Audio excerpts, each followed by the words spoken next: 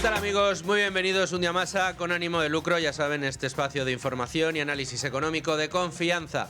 Intentamos todos los días hacer de Con Ánimo de Lucro un oasis para la economía, entendida, eso sí, desde el lado correcto de la historia. Aquí defendemos la libertad, la propiedad privada, la prosperidad y el respeto a la búsqueda de la felicidad. Y hoy lo vamos a hacer con uno de esos programas especiales que tanto les gustan a ustedes y tanto disfruto yo, que es una entrevista en profundidad con alguien a quien yo tenía muchas ganas de tener sentado aquí en esta mesa. Se lo presento enseguida.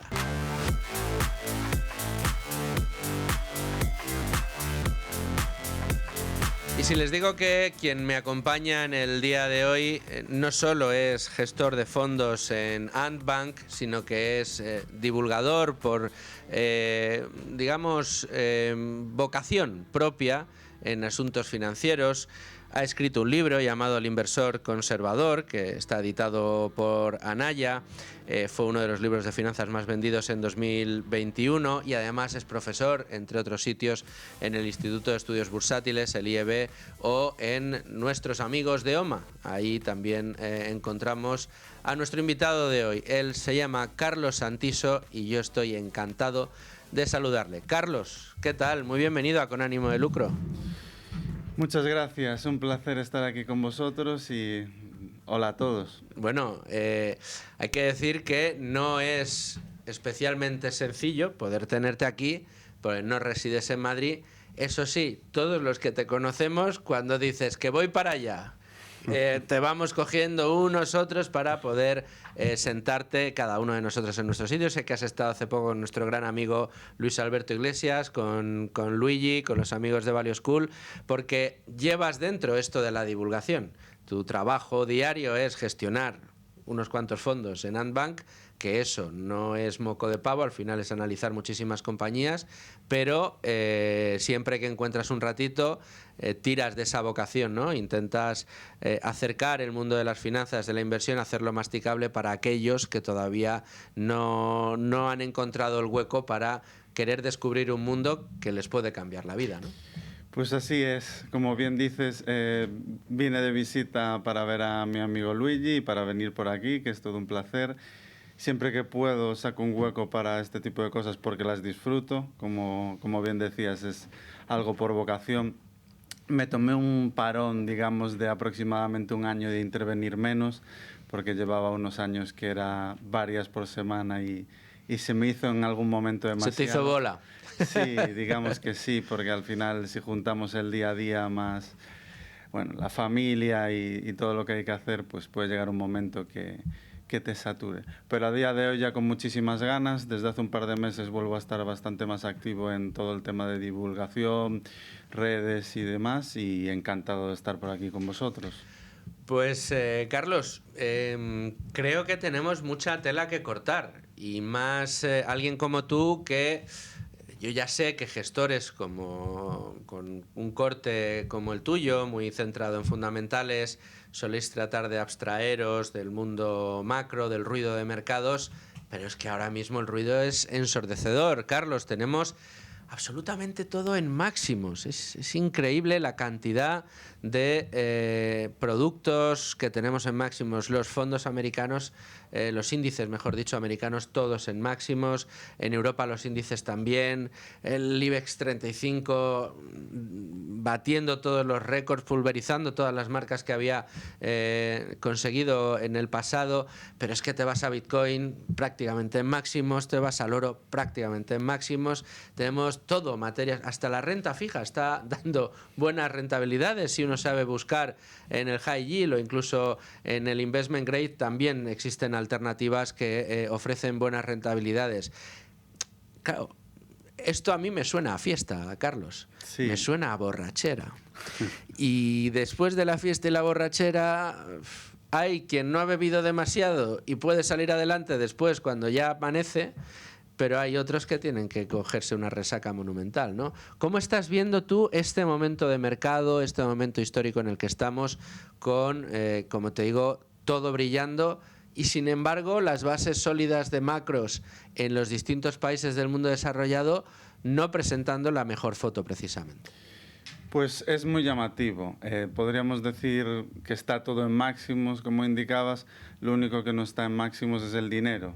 Eso cada vez está más en mínimos, que es uno de Hablamos de la moneda fiat, ¿no? Sí, hablamos de euros, dólares y cualquier tipo de moneda, que es lo que realmente preocupa. Es una fiesta en cuanto a activos, hard assets, activos reales o activos financieros, pero desde luego no es una fiesta en cuanto a poder adquisitivo. Hay un problema bastante importante. Y el hecho de que gran parte de los activos estén en máximos al mismo tiempo es también preocupante. No suele ir de la mano un activo como la renta variable, cuando hay apetito por el riesgo, con el oro. Y el hecho de que los dos estén en máximos al mismo tiempo y sobre todo con el rally que estamos viendo del oro este año, que lleva más de un 50%, está muy relacionado con lo que decía antes. Con el dinero no está en máximos. Y bueno, a pesar de que la mayor parte de los gestores de fundamentales no atienden mucho a la... Bueno, dicen que no atienden mucho a la foto macro. Yo tengo otra opinión. Yo creo que sí que atienden mucho. Sus carteras son... ¿Tú lo atiendes? Yo sí, para mí es una parte fundamental, pero en general los gestores también, gestores excepcionales como por ejemplo en Azvalor, que dice que no atienden a la macro, su cartera es pura macro, era pura commodity justo antes de que fuese necesario tenerlas y también les ha ido gracias a eso. Ha sido un pick muy macro, sí, estaban baratas, bueno, pero... A ver, es verdad que dicen, es cierto, el discurso ahí, Carlos, estoy contigo, es...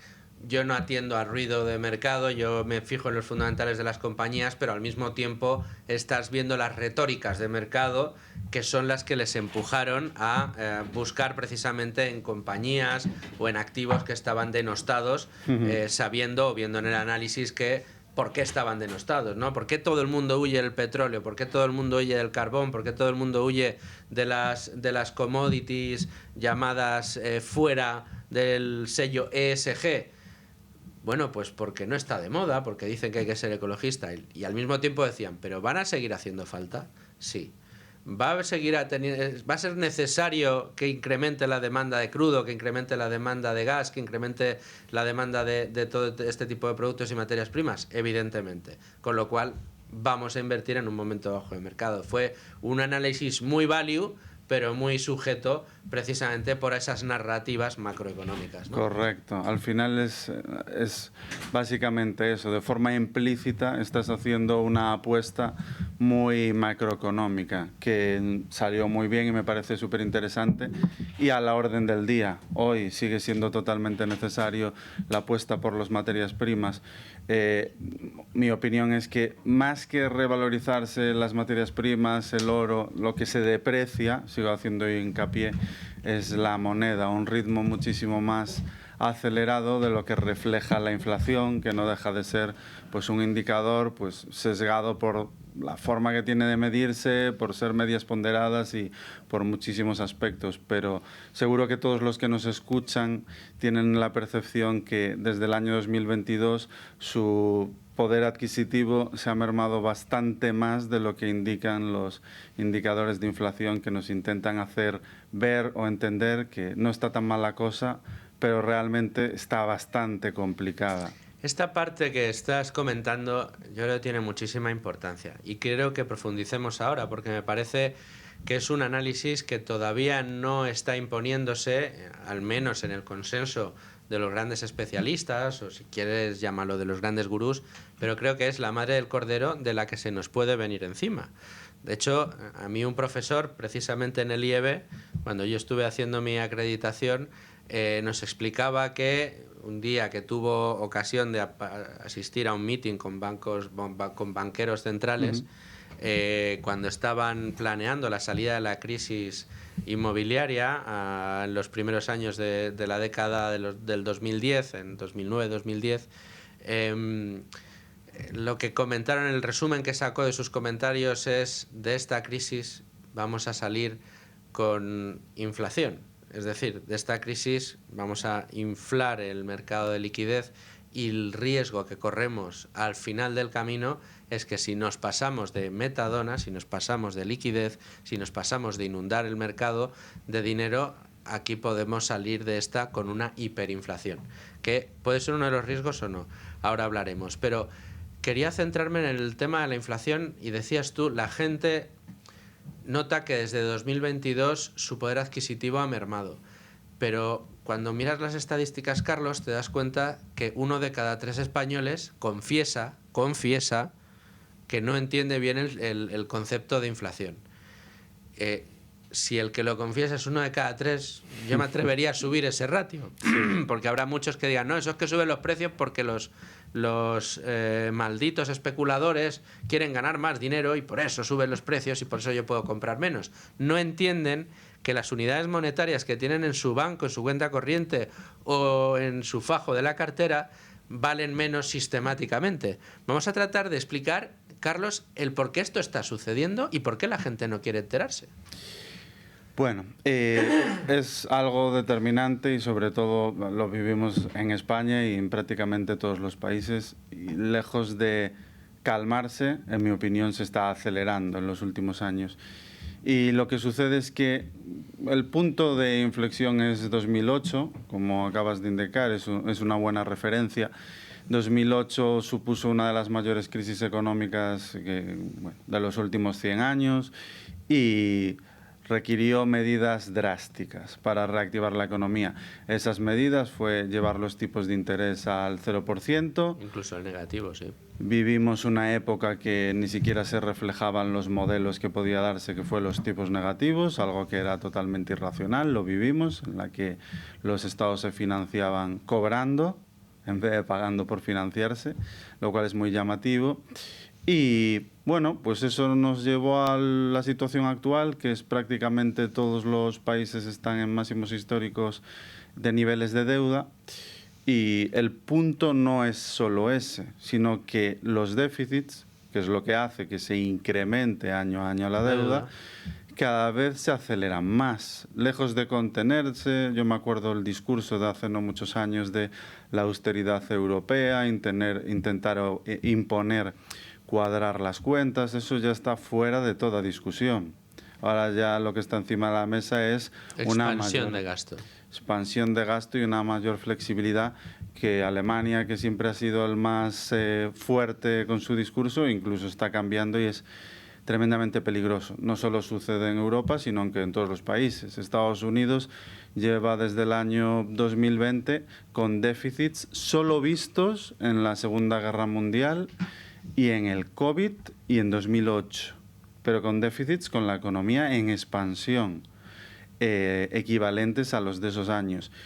Por lo tanto, esto no es gratis, es dinero que llega, que se crea, que empieza a circular, y cuanto más hay de un bien o de cualquier concepto, pues más se termina depreciando, que es lo que estamos viendo. Pues cuando con nuestro dinero intentamos ir a hacer la compra diaria, a un restaurante, a un hotel, a comprar una casa o a comprar un coche, los precios, yo diría que en los últimos 5 han más que duplicado en la mayoría de casos. Luego nos encontramos con un fenómeno en paralelo al que estamos describiendo, Carlos, y que a mí personalmente me preocupa mucho, porque uno puede pensar, o alguien que nos esté escuchando puede decir, hombre, si la situación es como la estáis pintando y los riesgos reales que tenemos de experimentar un nuevo crack como los que hemos descrito hace un momento o recordado hace un momento, las grandes élites mundiales tratarán de poner algún tipo de remedio para que esto no suceda. Dirán, bueno, oye, pues vamos a empezar, por ejemplo, fíjate tú qué locura, a gastar menos de lo que ingresamos. O vamos a intentar reducir los niveles de déficit para poder ir metiendo esa deuda en cintura. ¿Cuál es el problema? El problema que yo veo aquí, o uno de los que yo quiero adivinar y quiero tu opinión, es el de los incentivos. Claro, perdón, para un Estado hiperendeudado, ¿a quién es el único al que le beneficia esta situación de inflación? Al que debe dinero. ¿Por qué? Porque el dinero que debe, si el dinero que tiene en cuenta vale menos, cuando tú debes dinero, lo que debes también vale menos. Con lo cual es un incentivo fantástico para los gobernantes para reducir su deuda pública. Y dices, bueno, yo genero inflación y al generar inflación esos grandes volúmenes de deuda que tengo se van reduciendo por el efecto de la depreciación monetaria. Es decir, se convierte un mal para la economía y para los bolsillos de los ciudadanos en un aspecto que de repente resulta atractivo, brillante, guapo para esos propios gobernantes. Dicen, uy, mira qué bien, que si yo genero inflación, aparte de que estoy metiendo liquidez en el mercado y consigo mucha más actividad por parte de mis empresas, al mismo tiempo reduzco mi deuda. Pero claro, con un precio que se paga al medio o largo plazo. O a lo mejor al corto. ¿Cómo lo ves? Pues es un buen punto. Al final los incentivos no están alineados y esa es una parte muy importante porque la factura, en vez de pagarla a las élites, la pagamos los ciudadanos. Y hay una frase del profesor Miguel Anxo Bastos que es muy interesante, el concepto de que no es lo mismo jugar al póker con dinero real que con fichas del Monopoly. Y esto es exactamente lo mismo. Cuando las grandes élites, en vez de jugar con su propio dinero, juegan con el nuestro, no funcionan las reglas de la misma forma. Entonces, lejos de poner encima de la mesa una solución, lo que se pone son parches que echan más leña al fuego. Como digo, lejos de solucionarse, se está acelerando. Y es uno de los motivos por los que el oro, desde los años 70, la estanflación de los años 70, donde en ese momento se puso en tela de juicio la sostenibilidad del dólar, estamos hablando de una situación tan grave como esa, pues el oro no había vivido un rally como el de este año desde esa época. O sea, ha sido el activo más rentable en lo que llevamos de año. Sí, con una subida del 50% y sobre todo con la gran presencia de los bancos centrales incrementando su nivel de reserva desde 10% hasta el 24-25% actual, que es una subida importante, porque los propios bancos centrales, que son los que en gran parte propician esta situación, no se fían de la situación que ellos mismos crean, lo cual es bastante gracioso. Este punto es importante y yo quiero que intentemos hacerlo masticable para que todos nos entiendan, porque de verdad estamos atravesando un momento en el que cada vez, yo creo que aquí vamos a estar muy de acuerdo, Carlos, cada vez vemos aspectos o asuntos o noticias dentro del mundo de la economía que arrojan mucha preocupación, mientras esas élites de las que hablamos se dedican a aplaudir y a vanagloriarse de lo bien que van las cosas, de que vamos creciendo, de que la economía funciona, de que las empresas no quiebran, de que siga habiendo trabajo, que de repente nos llega 500.000 de personas todos los años a España y encuentran trabajo, que tenemos un problema con el acceso a la vivienda. Bueno, ya veremos si lo solucionamos disparando el gasto público para tratar de poner más viviendas públicas en circulación. Claro, cuando uno ve... Es que además me recuerda mucho a cómo se reflejó en la película de Big Short la gran crisis inmobiliaria. El momento de euforia que se vivía antes de la quiebra de Lehman Brothers era brutal. Y en esa película está perfectamente reflejado. Todo el mundo estaba participando de la fiesta. Nadie se podía imaginar ni remotamente, ni siquiera los que se estaban lucrando, conociendo perfectamente los productos que movían, se podían imaginar que se venía una como la que se venía. Solo Michael Burry, ahí el pobre teniendo que seguir adelantando para poder seguir estando en corto porque veía la realidad de lo que iba a pasar, y otros pocos más se estaban dando cuenta de lo que pasaba. Yo no digo que estemos en esa situación, pero si unimos todos los factores que tenemos y los metemos en la coctelera, índices en máximos, el oro en máximo, y los propios bancos centrales, que son los responsables de devaluar la moneda a base de incrementar la masa monetaria, no se fían de esa masa monetaria que tienen que respaldar ellos, y lo que están haciendo es disparando las compras de oro para sostener de alguna manera el valor de esa moneda que se está emitiendo. Claro, si uno ve todo eso y sabe, por ejemplo, que la reversión a la media es algo así como una espada de Damocles que va a caer sí o sí en un momento determinado, pues da la sensación de que se está preparando una gran crisis.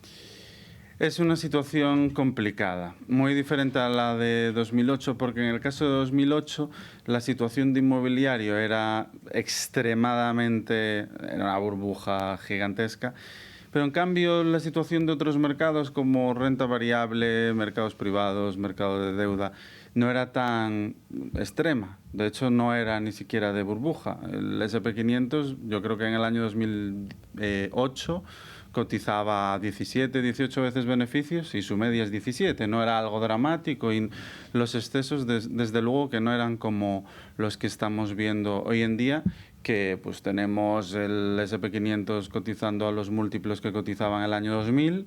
Lo que pasa es que siempre que se vive una situación de este tipo se intenta justificar de determinadas formas. No, es que los múltiplos no sirven igual que antes. Bueno, siempre hay una justificación. En determinados segmentos de deuda también, pues los spreads, que es lo que se paga por encima de la rentabilidad libre de riesgo, están en mínimos, lo cual quiere decir que también hay muchísimo dinero entrando ahí, también está en máximos, renta fija high yield, también tenemos en máximos pues los flujos en mercados privados, la gestión indexada recibe flujos masivos. Yo lo que veo es nada es tan alarmante como la situación del inmobiliario en el año 2008, pero sí hay muchas piezas que empiezas a decir, Dios mío, están a niveles, no de burbuja, pero sí preocupantes, muchos activos a la vez.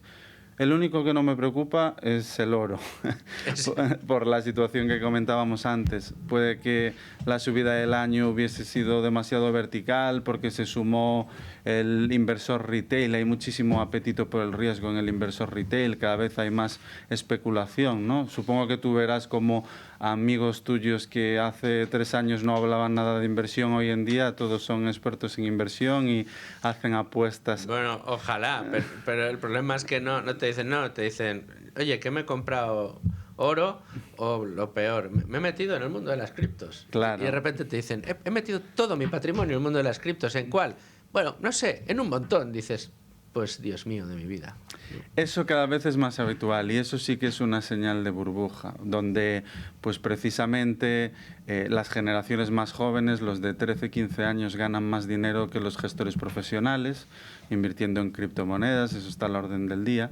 Y ese es el que para mí es el caldo de cultivo peligroso, que incluso en el oro, que como digo es el activo que menos me preocupa, también se ha llegado a dar. Gran parte de esa subida del oro ha sido gente uniéndose a la fiesta de quiero enriquecerme rápido, se lleva muchísimo ahora mismo la cultura del pelotazo y eso ha ayudado a que el oro llegase en un tiempo más corto a donde yo creo que va a ser la tendencia de largo plazo. Dentro de 10 años veo el oro muy por encima de donde está ahora por todos los problemas que comentábamos antes, que yo creo que no se van a poder solucionar. Vamos a mojarnos un poquito, Carlos. Vamos a ver si generamos hype o polémica. Yo creo que en el ratito que llevamos hablando hemos descrito una situación que al menos a ti y a mí nos alarma. A ti, a mí y a otras muchas personas con las que podemos hablar.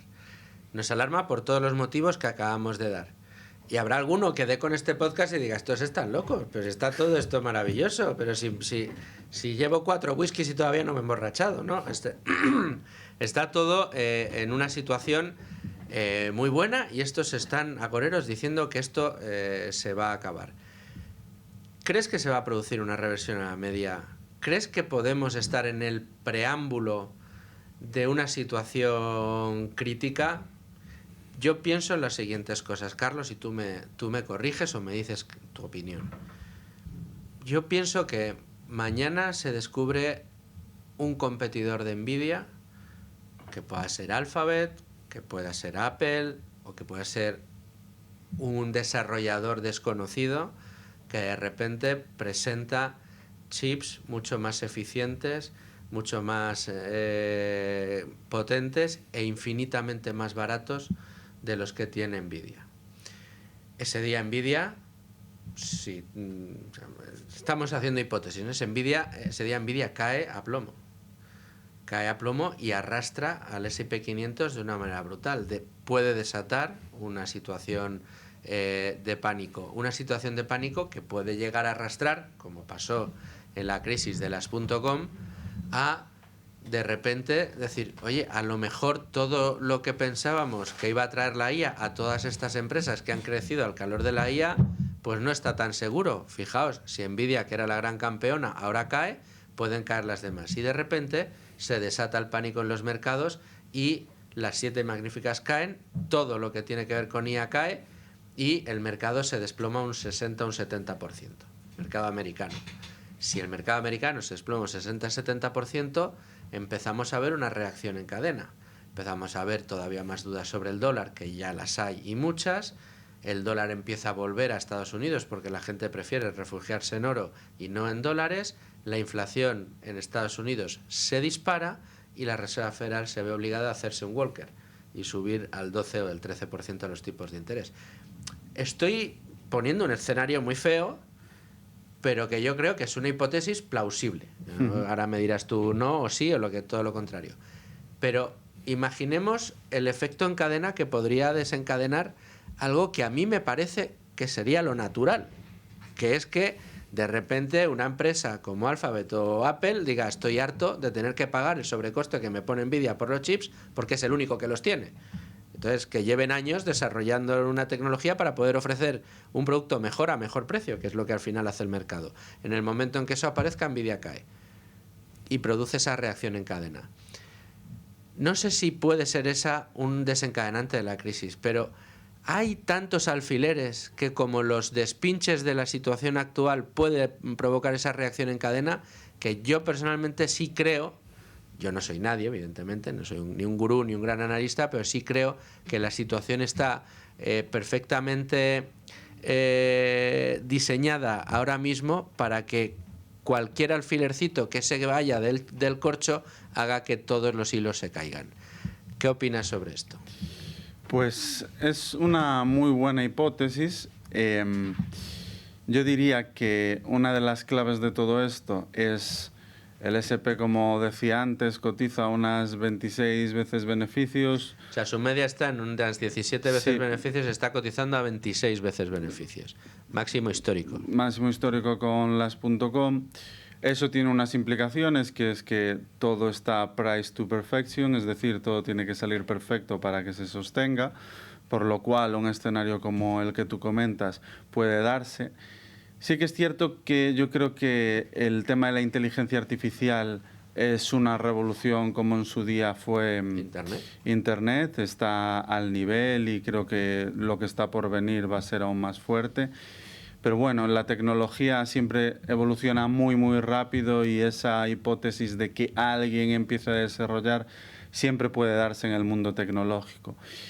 Para mí, más allá de eso, aunque es una hipótesis que puede darse, sobre todo por lo que comentaba, por el price to perfection, yo creo que el problema vendrá, pues como han venido la crisis de 2008 y las más severas, de algo relacionado con los bancos.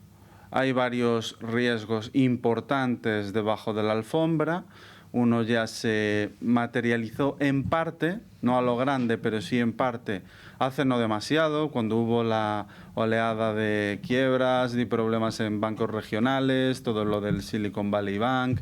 Ahí se atisbó el problema que puede suponer que los bancos comerciales y de inversión, cuando invierten en deuda pública, no les computa para los coeficientes de riesgo. Esto implica que cuando tú inviertes en deuda pública es como si ese dinero lo tuvieses en liquidez, y eso tiene unas implicaciones muy importantes de cara a riesgo, porque se considera que la deuda pública es el activo libre de riesgo, que a día de hoy cuesta mucho decir eso en alto, ¿no? Sin que te dé la risa. Y los bancos, esa deuda que tienen comprada, la reconocen contablemente como activos mantenidos a largo plazo. Es decir, los movimientos a la baja o al alza no los reconocen como pérdidas o ganancias, hasta que tienen que hacer uso de ella. Y por eso se dio la oleada de quiebras. En un momento en el que hubo salida de depósitos y necesitaban esa liquidez, al hacer uso de esa liquidez, afloraron las pérdidas. ¿Por qué afloraron las pérdidas? Ahora mismo los bancos tienen pérdidas acumuladas en renta fija gubernamental del 50%.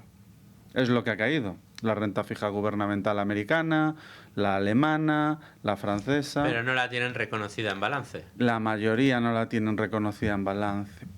Eso, unido a que la deuda está en máximos históricos y que los principales tenedores de deuda después de los bancos centrales son los bancos comerciales y de inversión, para mí es uno de los grandes riesgos que hay. Y luego, por otro lado, son los excesos que hay en cuanto a otorgar préstamos a empresas con unos estándares bastante más laxos de lo habitual, que eso ya empezó a aflorar con las quiebras que hemos vivido de First Branch y bueno, lo que hemos visto estas semanas, que ha afectado a mercados privados, deuda privada y a deuda cotizada, a ambos. Y yo creo que sobre ese tema hay muchísimo más debajo de la alfombra, muchísimo.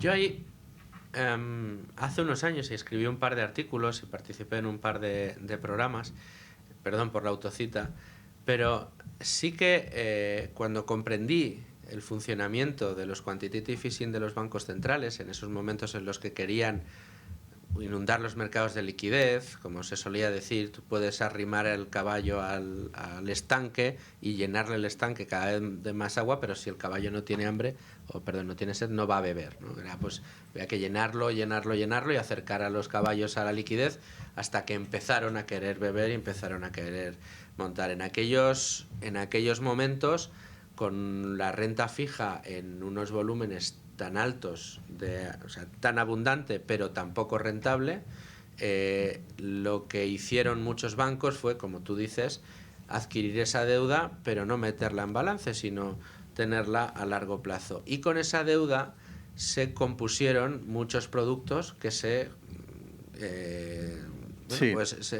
multiplicaron y se dejaron esparcir como esporas por todo el mercado.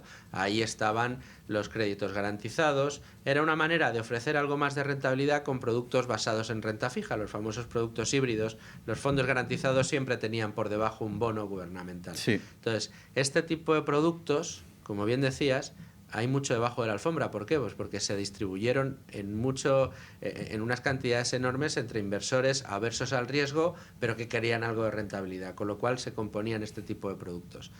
Claro, si llega un momento en el que, como está sucediendo ahora, empieza a haber ciertas tensiones sobre la capacidad de los estados para poder pagar sus deudas y empieza a existir dudas o empiezan a crecer los intereses que tienen que ofrecer los estados para poder seguir endeudándose, puede llegar un momento en el que alguien diga, oye, ¿cuántos bonos gubernamentales están sosteniendo cuántos productos de inversión que están distribuidos por absolutamente todo el mundo? Algo así como pasaba con las cédulas hipotecarias, sí, que se empaquetaban, se les ponía un nombre muy bonito y se vendían absolutamente a todo el mundo.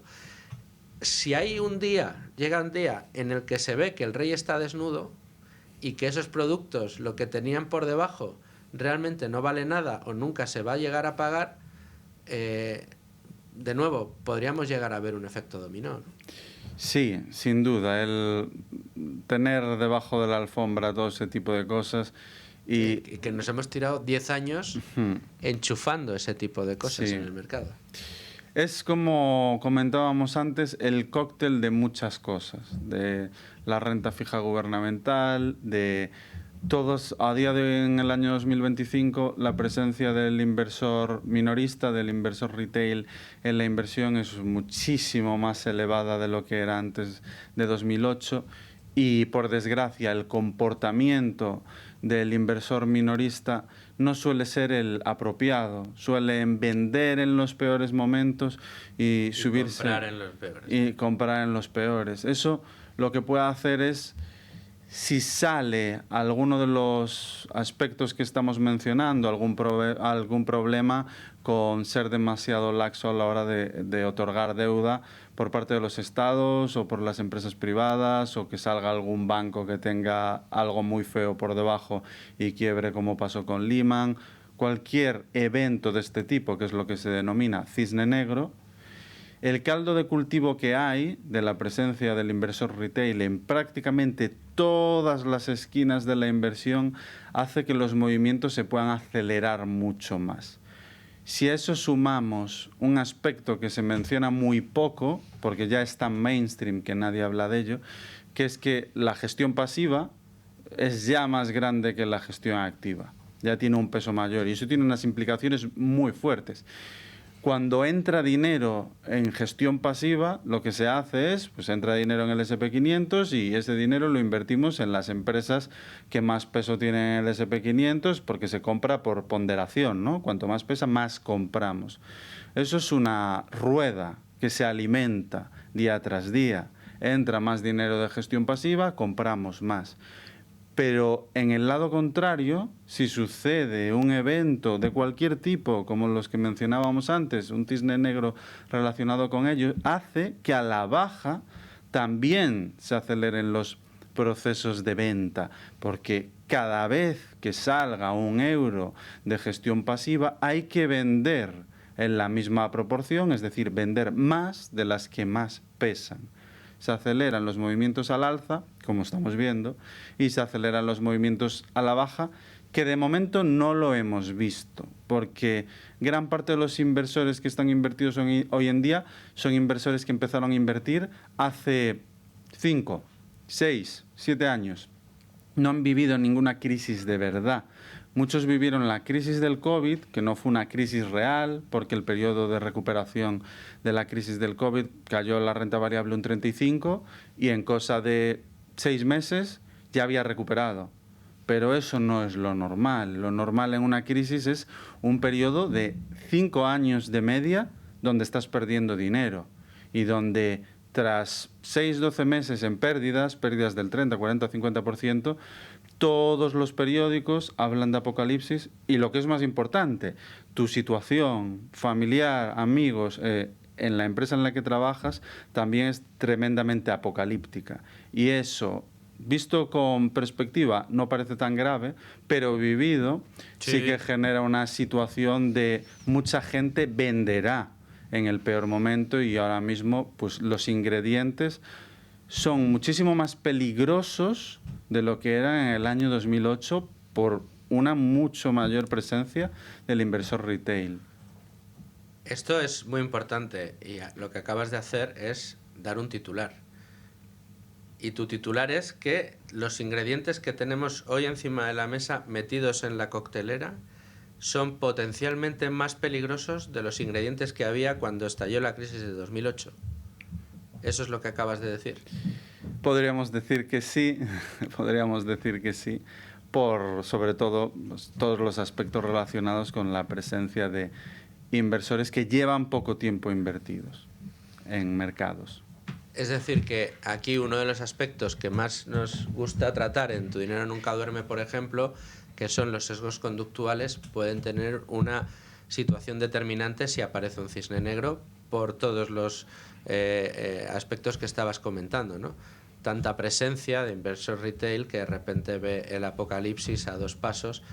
Y no es una cuestión, y ahí estoy muy de acuerdo contigo, y ahí hay que entender al ser humano.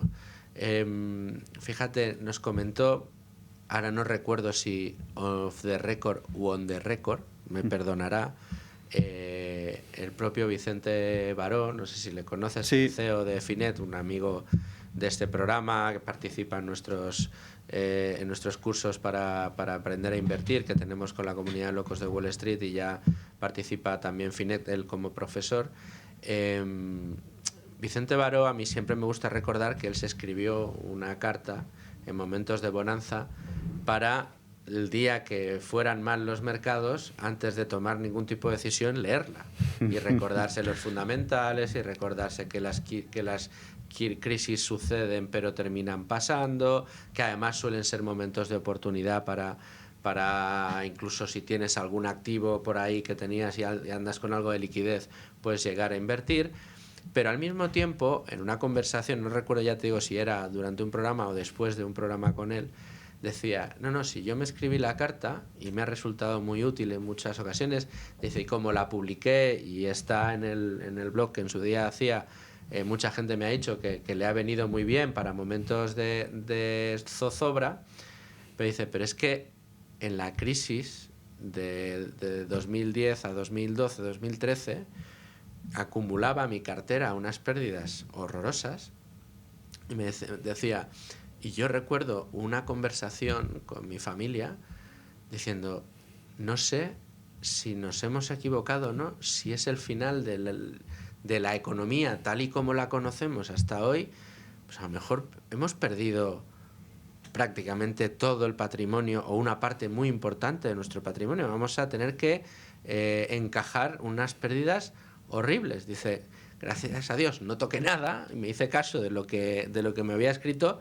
pero tuve un momento de duda muy importante, porque dices tú, ya no es solo que veas caer los mercados, ya no es solo que mires tu posición y de repente tengas perdido un 70%, un 90%, sino que a lo mejor pues o te has quedado sin trabajo, te han bajado el sueldo o toda tu familia se ha quedado sin empleo por cualquier circunstancia.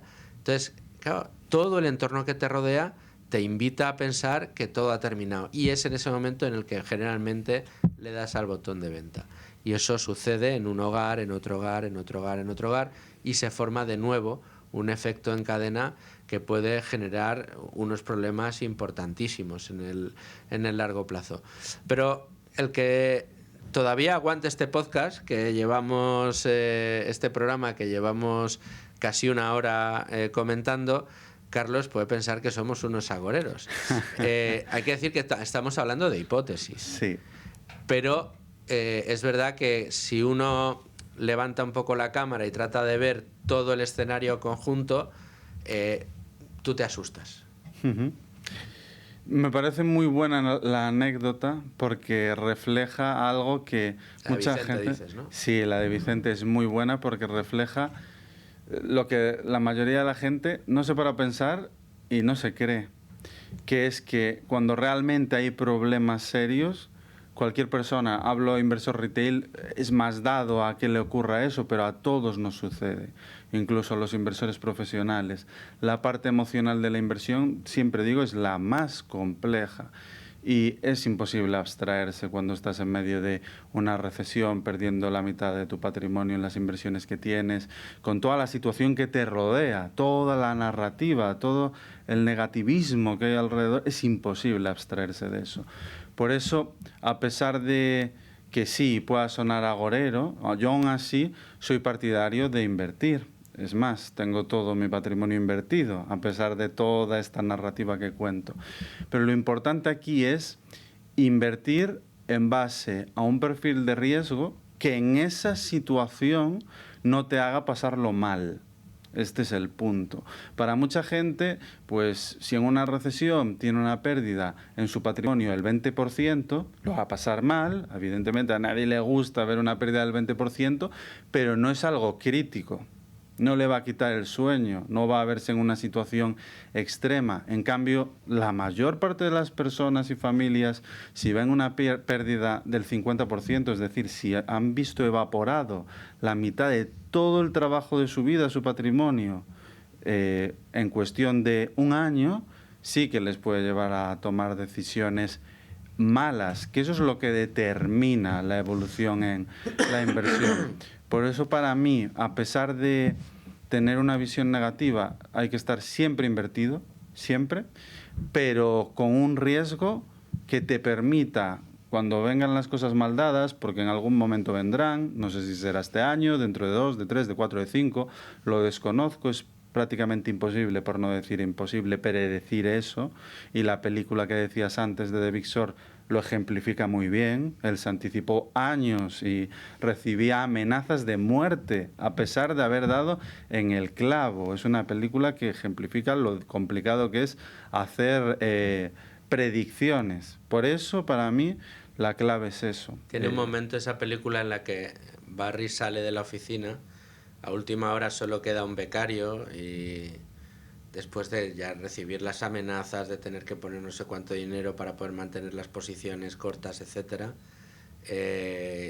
le habían dicho que le iban a mandar a la mierda y todo el rollo. Y entonces el becario le pregunta, pero no estás equivocado, ¿no? Y él dice, creo que no. O no me acuerdo si dice creo que no, o a lo mejor sí, o incluso él mismo, Claro. que tenía los números delante. O sea, a mí me gustó mucho ese momento de la película porque, insisto, y vamos a lo mismo, refleja muy bien esto de la psicología de la inversión. Incluso cuando tú estás viendo 2 más 2 igual a 4, incluso cuando tú estás viendo la realidad de las cosas y sabes que eso es cierto, como toda la narrativa no te acompaña y tienes unas presiones tan grandes que te están diciendo lo contrario, mantener la convicción no es cosa sencilla. Es imposible, incluso él tuvo dudas en ese momento y si te fijas, hoy, después de más de un año o 2 sin tuitear, volvió a tuitear, hoy o ayer volvió a tuitear Michael Burry hablando de burbuja y hablando de tener cuidado. Pero yo creo que él aprendió una lección muy importante, que es que incluso aunque lo veas muy claro, llevar la contraria al mercado es algo muy poco recomendable. Y te digo que a día de hoy, aunque piense que puede haber burbujas y demás, no se va a poner short como se puso en el año, creo que fue 2005-2006, porque es muy, muy complicado. Y por eso dejaba el consejo de antes, de a pesar de que veas en diferentes ámbitos de lo económico y financiero muchos riesgos, lo importante es adaptarlo a tu perfil. En mi caso, pues yo tengo mi patrimonio invertido y estoy dispuesto a soportar un drawdown de un 25%, con eso me encuentro cómodo. No me gustaría ver un drawdown del 50%, a pesar de que llevo gestionando fondos de forma profesional más de 10 años, pero no me gustaría porque primero no lo necesito, no necesito tener mi perfil de riesgo con una rentabilidad objetivo tan alta porque disfruto de lo que hago, y segundo, me siento muchísimo más a gusto y duermo mucho más tranquilo con el perfil de riesgo que tengo actualmente. Eso es importante. Y es importante, yo creo, otro consejo. Nos quedan 4 minutos. Si no terminamos de desarrollar esto, luego después de los informativos lo terminamos de desarrollar. Pero es el famoso DCA. Nosotros en Tu Dinero Nunca Duerme y en nuestros cursos, en el curso de inversión, de invertir con cabeza y ganar dinero a largo plazo, en el que tratamos de enseñar a los alumnos entre que no saben nada de conocimientos de 0, lo llevamos hasta el 6, más o menos 7. Cualquiera que esté entre el 2, 3, 4 de conocimiento le puede venir muy bien porque va a llegar al 7. Una de las cosas que decimos es que invertir de una manera sistemática, con mucha disciplina en el mercado, te va a ayudar a estar invertido siempre en los mejores y en los peores momentos de mercado, incluso en aquellos en los que parece que el apocalipsis ha caído. Y muchos de estos alumnos comprenden que al final, si uno mantiene esa disciplina, pues sí, a lo mejor vas a estar comprando ahora que está en máximos el mercado, pero si empieza a caer, incluso si se desploma, también comprarás. Oye, tú sigue a lo tuyo. También comprarás en los momentos más baratos de mercado, con lo cual eso te ayudará luego a recuperar de una manera más rápida. Y te añado un punto más, que es que cuando tú dominas o comprendes los ciclos en la bolsa y en los mercados y eres disciplinado en tu método, oye, yo he confiado en estos gestores, incluso tengo también esta parte en gestión pasiva, y mi disciplina es que todos los meses voy metiendo el dinero que no necesito, el dinero que quiero que componga a largo plazo, pero que no voy a necesitar mañana porque yo ya tengo completa mi red de seguridad por si pasa el apocalipsis. Ese dinero que no necesito lo voy invirtiendo poco a poco. Muchos de nuestros alumnos llegan a la conclusión de que si se produce el cisne negro, si se produce ese shutdown brutal y vemos caídas del 70% y tienen algo de liquidez, en ese momento muchos dirán, ahora sí que me voy a poner las botas. Y ahora que está todo el mundo vendiendo, pues fíjate, tal fondo que había multiplicado por 4, fíjate en cuánto está, o tal activo que había multiplicado, pues yo qué sé, Bitcoin de repente está en 110, baja a 30, pues aprovechan la oportunidad. ¿Crees que esto es una muy buena metodología? ¿Regular? ¿Estás de acuerdo? ¿No? Es una muy buena metodología, pero los datos nos dicen que la mayor parte de la gente no la practica. Te pongo dos ejemplos. Ya, nuestros alumnos la gran mayoría, ¿eh? Ya tenemos más de 3.000.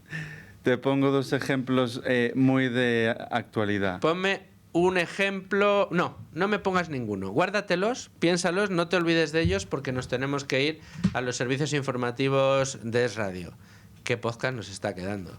No sé si el que lo escucha se va a echar a temblar o se va a ir directo a invertir.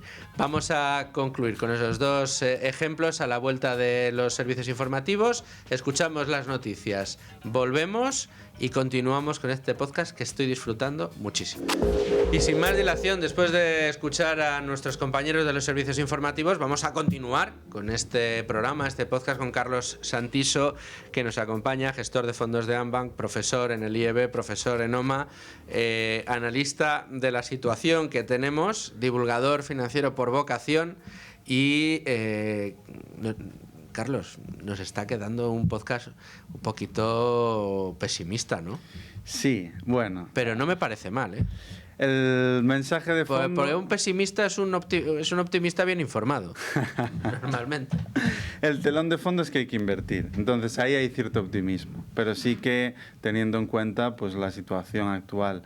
Hablábamos antes de dos ejemplos. Del DCA y de invertir y cuando algo cae que es buen momento para comprar más, que es algo que es puro sentido común, es lo mismo que ir a las rebajas, ¿no? Pues cuando quieres el iPhone, si te lo bajan un 30%, pues más probabilidad de que lo compres. Pero la realidad nos dice, los datos, que eso no ocurre así. Por ejemplo, dos fondos de actualidad que eran hace 5 años los mejores fondos, los más vendidos en Europa. Uno era Grupama Avenir Euro, que el equipo se fue y fundó una gestora que se llama Lombia. ¿Sí? Y venía haciéndolo 10-15 años espectaculares, rendimientos del 15-16%, increíble. Suben los tipos en 2022 y es un fondo de perfil growth y por macro más que porque inviertan peor. Siguen invirtiendo igual de bien, es puro macro. Cae el fondo un 60% y sigue aún a día de hoy sin recuperar porque los tipos siguen bastante más altos de los que estaban y un fondo destinado a desaparecer. Y el Conges Growth Europe Opportunities, 1.500 millones hace 12 meses, hoy 13, o sea, 300. De 1.500 a 300. ¿Por qué? Pues porque está en un drawdown del 30-40%. Es precisamente el momento bueno para comprar, ¿no? Claro. Es lo que decíamos antes. Pero la gente no compra, la gente vende.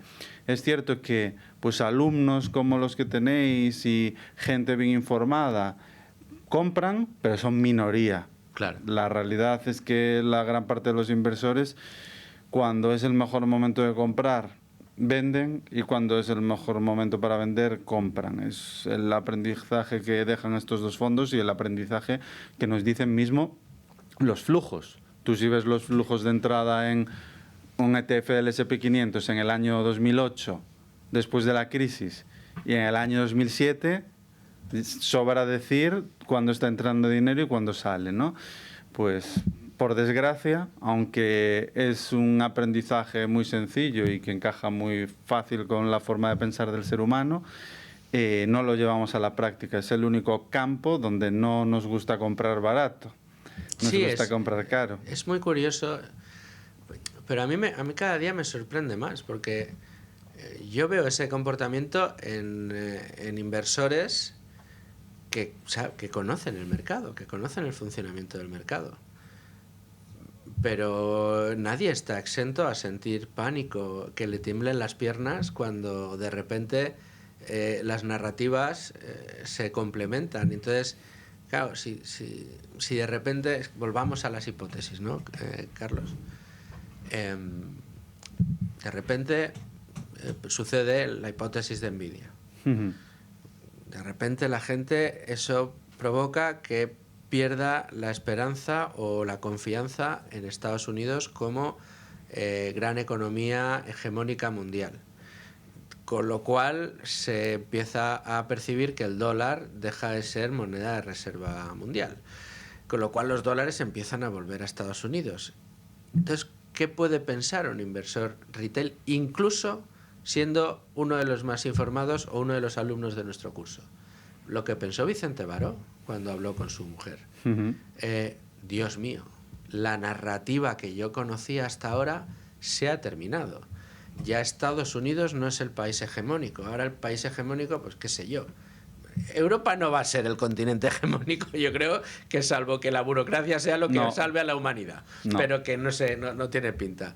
Pero de repente puede ser Asia, puede ser China, puede cambiar el eje de poder en el mundo. Y si eso sucede, claro, las dinámicas, la capacidad de producir, de vender, las leyes que van a regir el mercado pueden cambiar absolutamente. Claro, en esa situación, Carlos, abstraerse es muy complicado, aunque lo que nos dice la historia, si uno mira todo el histórico de la bolsa o de los índices, por ejemplo el americano, cógete el índice que quieras porque en todos sucede el mismo dibujo, ves grandes caídas en las crisis, rebote, grande caída en la crisis y rebote, siempre termina sucediendo de la misma manera, pero en cada una de las crisis siempre pensamos que es la definitiva. Así funciona nuestra cabeza. Sí, en ese caso sí que es muy difícil tomar la decisión, pero incluso en un caso sencillo como el que estaba comentando, los inversores que tengan en cartera el Conges Growth tienen otros muchos fondos que están en máximos. Tú tienes tu patrimonio en máximos y un fondo en pérdidas. Y en vez de comprar más del fondo en pérdidas teniendo todo en ganancias, lo venden. Porque la conclusión que sale siempre es que cuando un fondo va peor que el mercado, es que ese fondo es malo. No, es lo mismo que sucedió en el año 2018 con Azvalor y Cobas, es que ya no saben invertir, ya no saben. Y luego años después eran... Los titulares eran Paramés pierde su toque. Sí, claro. Entonces, ese es el punto. Nunca se piensa que es una oportunidad para comprar barato. Siempre se piensa que es que el gestor ya no sabe invertir. Ese es un punto clave. Y respecto a lo que dices, a pequeña escala, a nivel micro, ya están cambiando las reglas del juego. Fíjate, por ejemplo, en el sector de automoción en Alemania, totalmente destrozado. Ahora empezamos a ver cada vez más por las calles los coches de marcas chinas como BYD y que son auténticos. Es la realidad. A mí me gustan mucho los coches y siempre he tenido coches gasolina que suenen bien. He sido un gran amante de ellos y sigo siéndolo. Pero tú te subes a un coche, un BYD o como se diga. Sí, los BYD, sí. Te subes, lo ves por dentro, tecnológicamente son punteros, acabados muy buenos, autonomía eléctrica de la leche, por fuera muy resultones y precio 30.000 euros. Claro, ¿cómo compites contra eso? A día de hoy ya pues están irrumpiendo fuertísimo, Volkswagen y todas las marcas que implica Volkswagen, que encierra la propia Audi y demás, sufriendo un montón y yo creo que eso es algo que ya no va a revertir. Yo creo que las marcas de automoción históricas que van a aguantar va a ser Ferrari, porque es otra película, no te vas... Porsche. Y Porsche. O sea, un cliente de Ferrari no se va a comprar el BYD, está claro que no. Y un cliente de Porsche, yo creo que casi seguro que no. Pero un cliente de BMW, Mercedes, sí. Ese es el problema, que ya está cambiando las dinámicas, pues porque cada vez nos ofrecen mejores productos y mejores servicios a un coste que no podemos competir. ¿Y esto qué implicaciones puede tener en la macro, en este paisaje que estamos dibujando? Pues en el caso... Hablas de cambio de dinámicas de mercado tal y como las conocíamos hasta la fecha, ¿no? Sí, en el caso europeo, escribía justo esta semana sobre el tema de no va a afectar tanto a nivel de empleo, porque aunque se vendan mucho más los vehículos chinos que los vehículos europeos, se sustituirá las fábricas de vehículos europeos por fábricas de vehículos chinas. En ese caso no va a afectar tanto a nivel de empleo, sí que va a afectar a nivel de economía, porque dejas de tener la hegemonía de automoción, los vehículos alemanes siempre han sido de lo más top a nivel mundial, y el hecho de que ahora mismo estén atravesando una crisis del tamaño de la que están atravesando, pues conlleva que tengan menor capacidad para invertir, menor capacidad para innovar y, en definitiva, que se vayan quedando atrás en cuanto a tecnología, que es una parte muy importante. Sí que los acabados pues seguirán siendo muy premium, como siempre han sido, pero el producto final no es solo acabado, es muchísimo más, y se ve como se están quedando muy atrás, y eso es un problema. Hablo sector de automoción, pero podremos empezar a verlo muchos otros, y ya no solo por el poder de China, sino por las dinámicas que va a introducir la inteligencia artificial, que eso va a ser tremendamente salvaje. Yo, por ejemplo, en mi trabajo lo utilizo todos los días. Tengo Bloomberg, y diría que a día de hoy para mí es más imprescindible la inteligencia artificial que Bloomberg. Le doy más uso, y eso que Bloomberg es la herramienta, yo creo que es la más cara que hay. Sí, porque es que de nuevo es monopolio. Es monopolio, y para todos los profesionales y los que no lo somos, Bloomberg es una herramienta que usamos a diario. yo uso más inteligencia artificial a día de hoy, y el coste es radicalmente diferente. Y creo que cada vez va a ser más así, porque la inteligencia artificial no solo ha cambiado la forma ya de pensar y de trabajar, sino que ha eliminado una barrera que antes era muy importante, que es la del lenguaje de programación. Antes, una persona que no tuviese habilidades para programar, pues había ciertos aspectos a los que nunca podría llegar, porque aprender a programar es algo tremendamente complejo, por un lenguaje nuevo. Pero esa barrera se está eliminando. Es más, a día de hoy, para ya quien esté habituado, ya se ha eliminado. Pero probablemente dentro de 12 meses ya no sea para quien haya hecho los deberes y sepa utilizarlo, sino que será para todo el mundo. Tú simplemente le describirás a la inteligencia artificial lo que quieres, y te lo hará. Una página web, o Visual Basic, que ha sido diferencial en cuanto a Excel, programación. Todo eso ya no va a tener valor, lo va a sustituir la inteligencia artificial. Y por eso decía antes que el hype que hay con inteligencia artificial, para mí en gran parte está justificado, porque sin duda cambia las reglas del juego en todos los ámbitos, incluido el de la medicina. Sí, ahí es hicieron radical. Un programa, Nuria Richard y Domingo Soriano, que recomiendo que vayan, que acudan a él nuestros oyentes, de Economía para Quedarte sin Amigos, precisamente hablando sobre la inteligencia artificial y los efectos que podría tener en el campo de la medicina. No, yo aquí estoy contigo, estoy convencido de que la inteligencia artificial ha venido para cambiarlo absolutamente todo, incluso de una manera más radical de lo que lo hizo Internet. El gran problema es que en aquellos momentos incipientes en el que sabíamos que Internet había venido a cambiarlo todo, nadie sabía quién iba a ser el ganador de esa carrera, y ahora creo que estamos en la misma situación.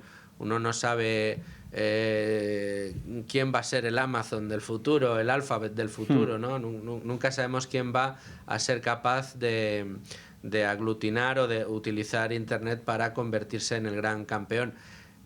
Fíjate, yo siempre pongo el ejemplo de cuando yo era más joven y Internet empezaba a florecer y estábamos en esa burbuja.com. Yo decía, no, bueno, esto no sabemos, esto claro, el correo electrónico, los chats que empezaban y demás. Y de repente empezaba a haber comercios que querían vender por Internet. Y claro, y había miedo a los hackers y a los fraudes y a que de repente tú meter tu número de tarjeta en Internet y que de repente alguien pudiera acceder a él y liártela, ¿no? Entonces, yo recuerdo que en aquel momento dije, bueno, podrá triunfar lo que sea dentro de Internet, menos las ventas por Internet. Porque la ropa luego te la tienes que probar, y sobre todo por el miedo que hay a poner una tarjeta. Entonces yo en aquel momento de bisoñez pensé, digo, lo que seguro que no triunfa, seguro, es el comercio digital. Ahí tienes a Amazon, ahí me tienes a mí casi todos los días, que hace falta no sé qué, oye cariño, que hace falta no sé cuánto, hay que comprar ya. Todo lo pides por Amazon, casi todas las semanas recibes algún producto por Amazon. Pues ahora con la IA pasa algo parecido, ¿no? Sin duda, y también las implicaciones que va a tener en determinados trabajos. Veíamos esta semana, no sé si lo viste, la presentación del robot que ya se puede encargar para principios de 2026, que hace las tareas de casa como planchar, regar las plantas, cocinar, absolutamente todo por 500 euros al mes. Las implicaciones que tiene eso para el funcionamiento del mundo son masivas, y no solo lo podemos trasladar a las tareas diarias, sino para ciertos trabajos más rutinarios, físicos y demás, que se podrán sustituir. Es más, Amazon, que acabas de mencionarlo, es uno de los pioneros en automatizar todos sus procesos logísticos de envío por medio de robótica, inteligencia artificial y cada vez menos presencia de fuerza laboral humana y más presencia de fuerza laboral de otro tipo. Sí, sí, sí.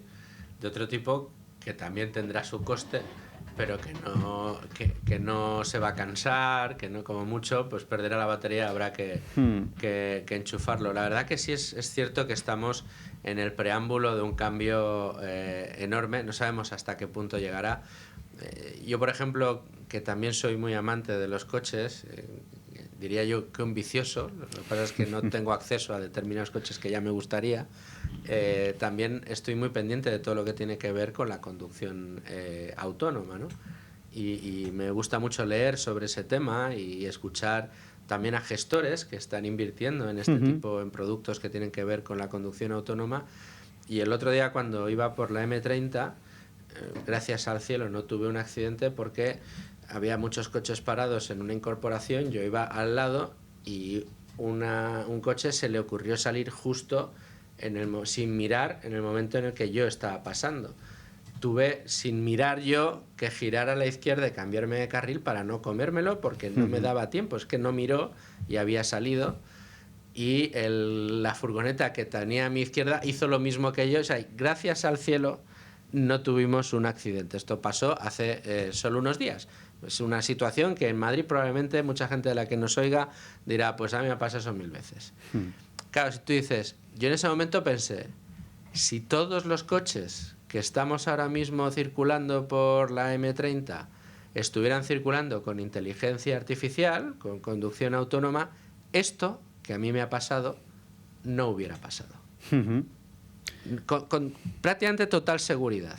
No digo que la conducción autónoma total en todos los coches vaya a eliminar todos los accidentes, porque lamentablemente los accidentes ocurren, hay que meterlos dentro de la ecuación, pero que probablemente se reduzcan de una manera brutal, sí lo será. Ahora, ¿cuándo lo veremos? No lo sabemos. ¿Quién será el campeón de que eso suceda? Tampoco lo sabemos.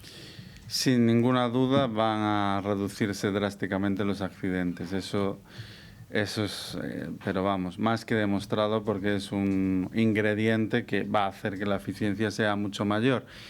También es cierto que es bastante probable que dentro de 10 años tengamos una dependencia de la inteligencia artificial en absolutamente todos los ámbitos. Estamos hablando de los vehículos con conducción autónoma, estamos hablando de la asistencia en las tareas del hogar, estamos hablando también del diagnóstico médico. Del diagnóstico médico, también probablemente en el tráfico aéreo, en el propio vuelo. Esto también me suena, siendo catastrofista, a película de Terminator, ¿no? Porque, sí, claro. Sí. Que de repente Skynet se despierte y quiera acabar con el ser humano, ¿no? Porque a mí me sorprende muchísimo. Trabajo desde que irrumpió ChatGPT con IA. Utilizo, dependiendo de lo que necesite, una u otra, no me quedo con solo una. Y estoy impresionado con la curva de evolución, ¿no? O sea, a día de hoy hay determinadas reflexiones, determinados diagnósticos que me dejan pero impresionado. ¿Y cuánto llevamos con esto? Nada, es un periodo de tiempo 3 años. Muy corto. Por eso, a mí esta evolución y esta futura dependencia me preocupa en cierta parte, lo decía medio en broma, pero sí que es cierto que una dependencia tan alta de algo ajeno al ser humano es como mínimo para monitorizarlo. Volviendo al pasado, nos quedan 3 minutos. Lamentablemente me gustaría alargar esta charla a 2 horas más. volviendo al pasado, en el albur de Internet también podría haber miedo a la dependencia total de Internet. Hoy prácticamente dependemos de Internet para todo lo que hacemos en nuestra vida. Es decir, estamos usando Internet prácticamente desde que nos levantamos hasta que nos acostamos, y lo necesitamos para trabajar, lo necesitamos para conducir, lo necesitamos para desplazarnos, lo necesitamos para comer en muchas ocasiones, porque no para reservar una mesa en un restaurante, para muchas veces incluso ya los propios frigoríficos te dicen lo que te falta porque están conectados a Internet. Yo no concibo una casa, salvo la de Gabriel Albiac probablemente, en la que no haya Internet. Y de momento la vida nos va mejor. O sea, ha venido a mejorarnos la vida. Es cierto, es cierto. También es cierto que si un día nos quedamos sin Internet es el apocalipsis, ¿no? Como cuando sucedió con... El blackout nos pasó hace bien poco, sí. Como en el apagón. A ver, es cierto, Internet ha traído muchísimas cosas positivas y ha sido uno de los mayores avances en la humanidad en cuanto a calidad de vida y muchos aspectos, pero también nos ha traído negativas. Es toda la presencia en el día a día redes sociales, el enganche que hay sobre todo en las juventudes y demás, ha provocado que a día de hoy pues cada vez haya más ansiedad, cada vez haya más depresiones, cada vez haya más necesidad de acudir al psicólogo. Evidentemente los beneficios están muy por encima de las desventajas, pero como todo, tiene su otra cara de la moneda. Todo tiene la cara A y todo tiene la cara B. Desde luego que sí, pero yo creo que convendremos, Carlos Santiso, en este podcast tan pesimista o tan optimista, bien informado que hemos tenido a lo largo de 1 hora y media, y que te agradezco enormemente, estaremos de acuerdo en que los avances de la humanidad, pese a que en un primer momento despertaron miedos y recelos, han terminado por hacer que la humanidad evolucione y cada día se viva mejor y cada día tengamos más facilidades. Como diría aquel, el conde o la persona más rica o afortunada del mundo en la Edad Media hoy llegaría aquí y todo el más pobre de pedir vive mucho mejor de lo que vivía yo siendo el más rico en la Edad Media, ¿no? Pasó con la electricidad, pasó con el automóvil, pasó con la televisión, y todo ha tenido sus pros y sus contras. Pero la inteligencia artificial, estoy contigo, ha venido a cambiarlo todo. Carlos Santiso, muchísimas gracias por estar con nosotros y espero que no sea la primera y última vez que te veamos por aquí. Avísame cuando bajes por Madrid y hacemos otro podcast. Seguro que no, que ha sido un placer. Muchas gracias a ti, Luisfer, y un saludo a todos los oyentes. Pues hasta la próxima, Carlos. Vaya podcast que nos ha quedado, vaya programa que nos ha quedado. Señores, oyentes, les espero como siempre todos los días a partir de las 12 y espero que hayan disfrutado de esto tanto como lo hemos hecho nosotros. Hasta la próxima, amigos.